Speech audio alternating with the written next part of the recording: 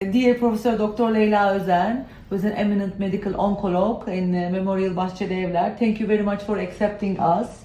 Thank you, it's my pleasure, really. First of all, I would like to ask, does the family history of having cancer increase the risk for patients? Generally speaking, indeed, really having a member diagnosed with cancer in the family may increase your cancer risk generally. But of course, there are some disorders, main specific cancer types, which we know that are really linked to some hereditary disorders. We should maybe first just explain what we mean by hereditary disorders. That means you transmit the mutated gene to your offspring, to your child, so that it is over there when you are born. And you have the risk to develop a cancer just starting from the day you are born into life. But of course, I can say that all cancers are indeed genetic disorders. This happens due to some dysregulation or some alterations in our genes. But only 5% of the cancers, I can say, are hereditary. They are transmitted from father or mother to son or daughter. But the rest always occurs due to some changes in our genes, but these are mainly due to some environmental causes, but also some endogenous things like hormones and peptides, the way you live, the diet, exercise, alcohol, smoking, everything may cause a change in your genes, and then your normal healthy cells may become as tumor cells.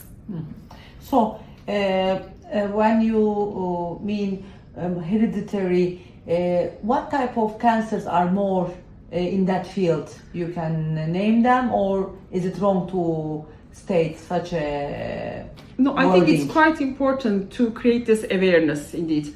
The social media is very acquaintance to this breast cancer related BRCA gene related cancers, which mainly presents itself as breast cancer or ovarian cancer. But apart from these two cancers, for example, these BRCA gene related cancers are, for example, pancreatic cancer. You may have a risk of increased prostate cancer and some peritoneal cancers, which are indeed embryologically totally very similar to the ovarian cancers, but you may not have an evident mass in your ovaries, but you have the cancer in the peritoneum, which is the layer that is in the abdomen and lying over the intestines and every structure in the abdomen. So BRCA gene is one of the main genes that we are searching for when a patient with breast cancer arrives into our clinic. Of course, not only having breast cancer may just search us to go with BRCA gene disorders, but if you have a family member also having these BRCA gene related disorders, such as I had mentioned, ovarian cancer, bilateral breast cancer, having a male breast cancer in the family, and prostate cancer, pancreatic cancer, all are these can be related with BRCA gene. But what I'm trying to emphasize, especially these days, is that we have other hereditary cancer syndromes, such as hereditary gastric cancer, for example, which is, I think, sometimes overlooked, but I think it's quite common in Turkey. But it's important to recognize it and to search for it. This is a specific type of gastric cancer. You may have a few members in the family, but you may be the first one in the family having this disorder. If you are having a gastric cancer earlier than 40 years of age, if your histological subtype of the gastric cancer is diffuse type, or mainly known as signet ring cell type, then we should keep in mind that this might be an hereditary disorder. Even though you are the first one in the family having this cancer, you still should be looked for having whether you have a mutation in your CDH1 gene, which is related to disorder. What it means, we know when we have a BRCA gene related breast cancer, we always search the whole family members and everybody is recognized, and then if you have this disorder, we talk about whether going through a mastectomy or oophorectomy, removal of the ovaries, just prophylactically, even when you do not have cancer over there. When you have this hereditary gastric cancer gene, for example, we should really discuss with these patients or the family members to go through very early endoscopic evaluation. Previously we were also discussing prophylactic gastrectomy, but of course having a gastrectomy, removal of the stomach before it gets cancer, is a serious discussion and decision. Yeah, that's why serial and very aggressive evaluation of the endoscopic evaluations are quite important in such families. But of course, there are various hereditary cancer disorders like Lynch syndrome, for example, which is related with uterine cancer, breast cancer, colon cancer, some renal or kidney cancers. And this is one of the most common seen hereditary cancer disorder.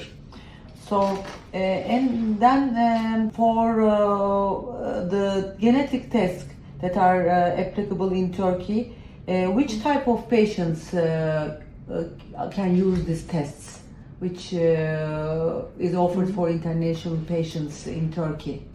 Well, as I had mentioned initially, breast cancer patients earlier than 50 years of age, those with triple negative breast cancer, those with a huge family history in their family, having cancer, those with young gastric cancers, and even I should say all the endometrium cancer patients should undergo this hereditary gene testing. This is a recommendation based on the guidelines indeed, because it might be really quite frequently linked to this Lynch syndrome, and endometrial cancer is one of the most frequently seen cancer type within this Lynch syndrome. This is another cancer related syndromes.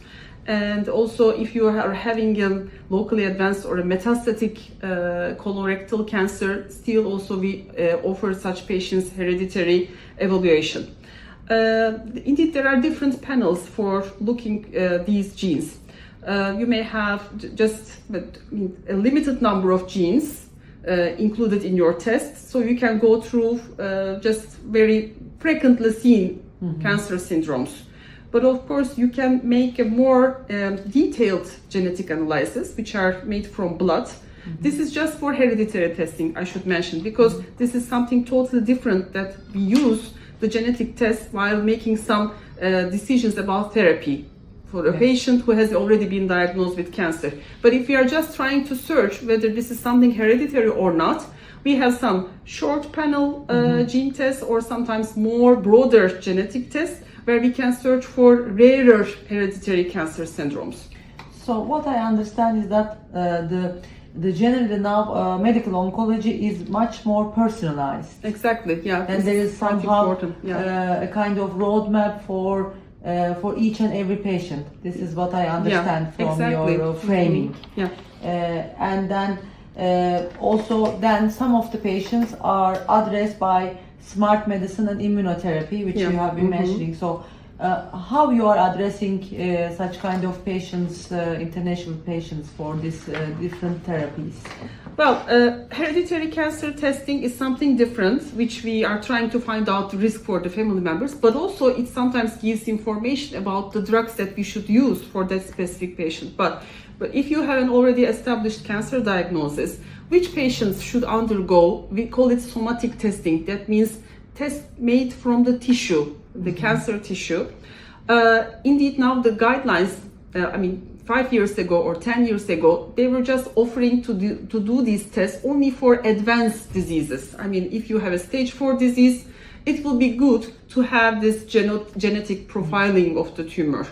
But we know that now, even in the early disease setting, it is really quite useful to understand the behavior of the disease. And also we know that some of the targeted therapies right now, or the immunotherapies, are used even in the earlier disease setting. And that's why in order to decide about the drug that we should use, we are trying to just see the results of these tests before the disease gets advanced.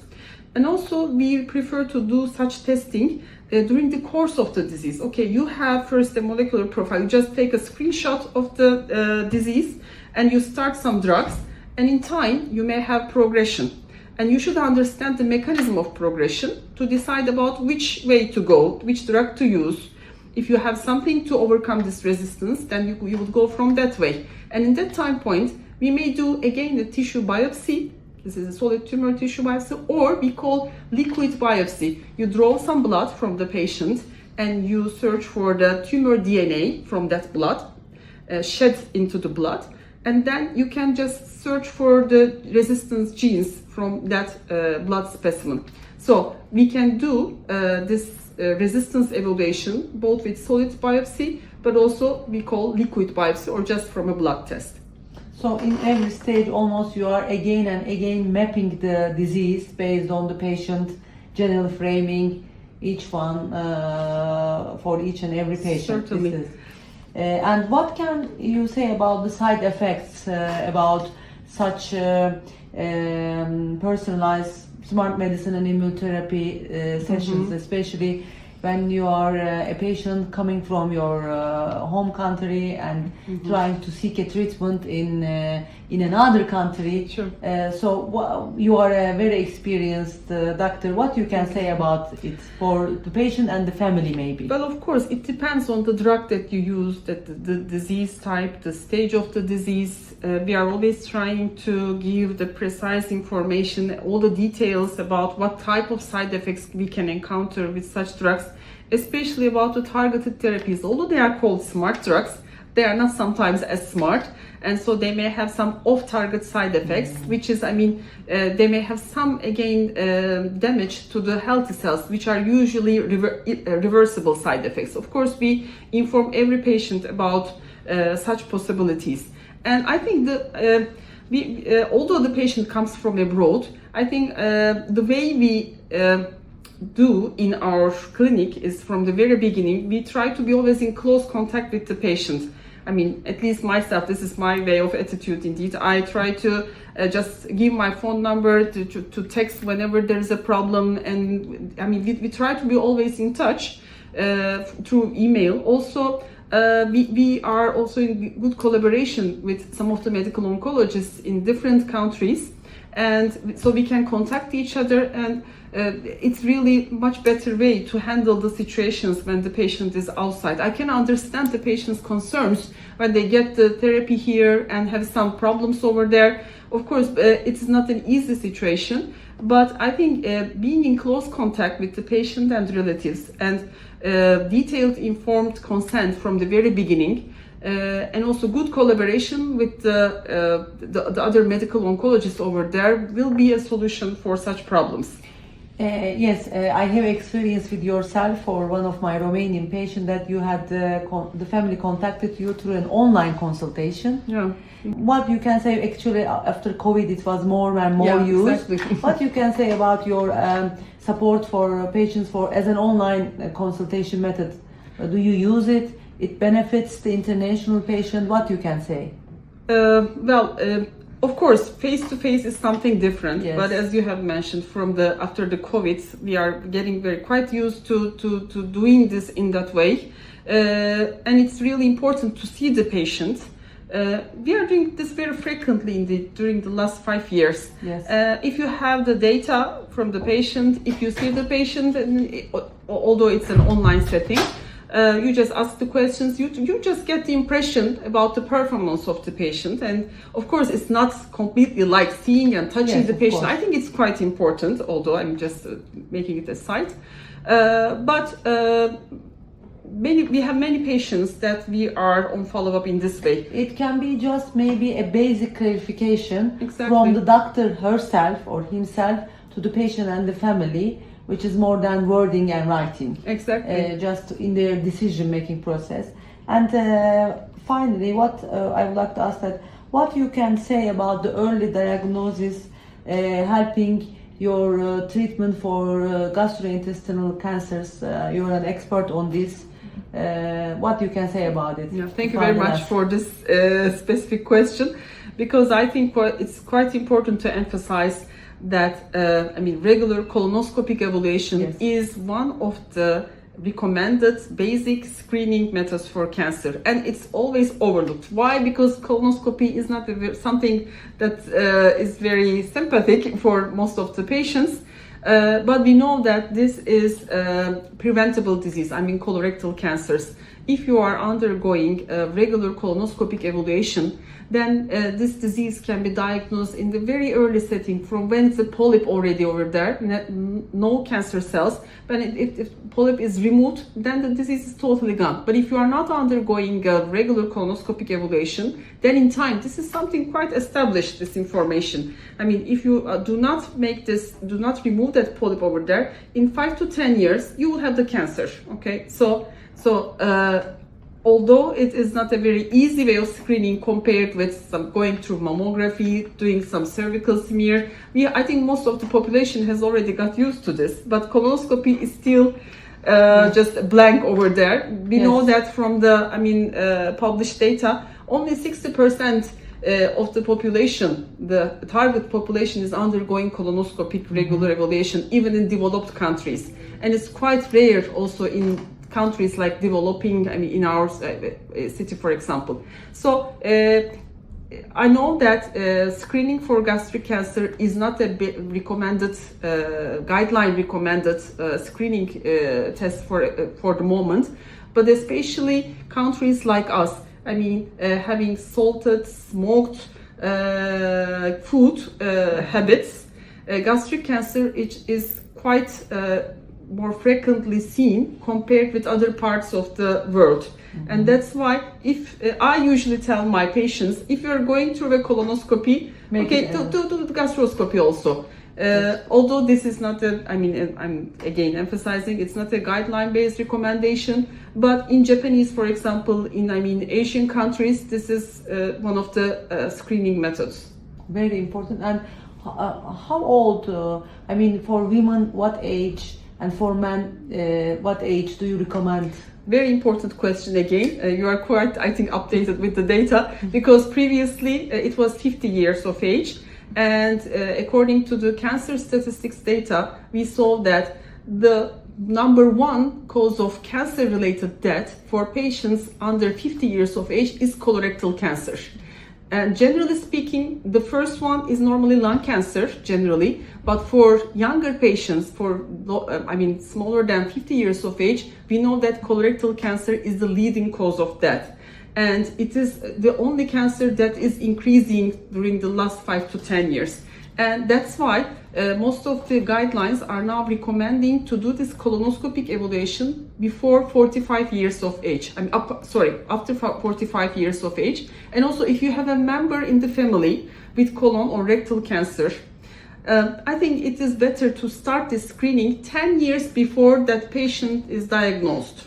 So if the patient is diagnosed at, for example, 45 years of age, then the close family members, I think, should do it 10 years before it, starting from the 35 years of age. If you have a huge family sequestration regarding these cancers, because sometimes you cannot really find a genetic disorder, even you have a strong family history, then it is important to identify the youngest patient in the family and to start especially colorectal cancer screening 10 years before that age. Yeah, very, very important, valuable information from one of the most eminent oncologists. Thank you very much. Thank you very much for your support, My for pleasure. your international patients. Thank you.